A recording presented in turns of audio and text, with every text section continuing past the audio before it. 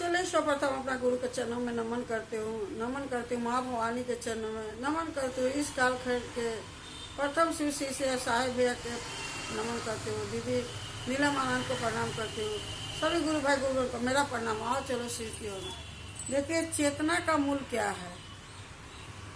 हम लोग चेतना का मूल क्या है, इसका अर्थ है कि आकाश का कोई अंत नहीं होता है। आकाश में कोई अंत नहीं होता है। ये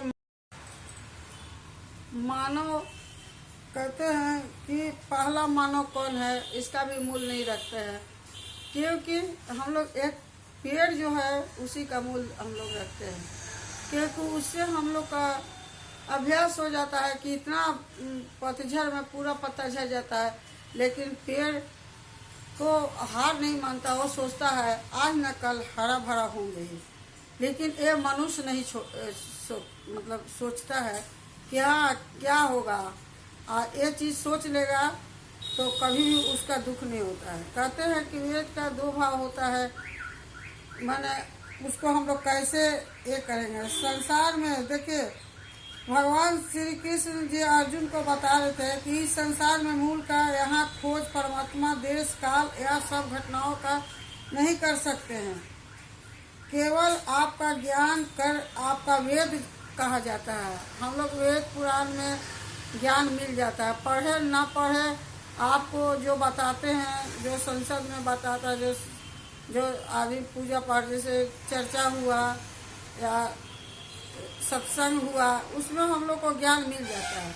हम लोग ज्ञान का भूखे हुए हैं। साहेब ये बात बोले थे, हम लोग चेतना का ये नहीं है, लेकिन इसका यदि यही मुक्ति पाना चाहते तो आप परम गति में चलिए। आप अगर मुक्ति पाना चाहते हैं तो आप परम गति में चलिए, शिव की ओर चलिए। आपको कोई ये नहीं होगा, दुख नहीं होगा। चाहे आप जो भगवान को पकड़े हैं, ये नहीं कोई बोला किसी को ही आप पकड़िए। जो भगवान को पकड़े हैं उन्हीं में चलिए, रास्ता पर चलिए, जो लोग बता रहे हैं उसी पर चलिए। चेतना इसी को कहते हैं। वेद में सभी शाखाओं पत्ते हैं, परंतु मूल नहीं है। उसका मूल नहीं, जब पत्ता झड़ जाता है उसका मूल नहीं होता है। उसी से हम लोग को प्रेरणा मिलता है। तो उसी तरह शिव शिष्या हैं, शिव को गुरु बनाए हैं। तो हम लोग का जो कर्म है, लोगों को बताना, चर्चा करना, साहेब का दिया हुआ 3 सूत्र उसको हम लोग उतारना।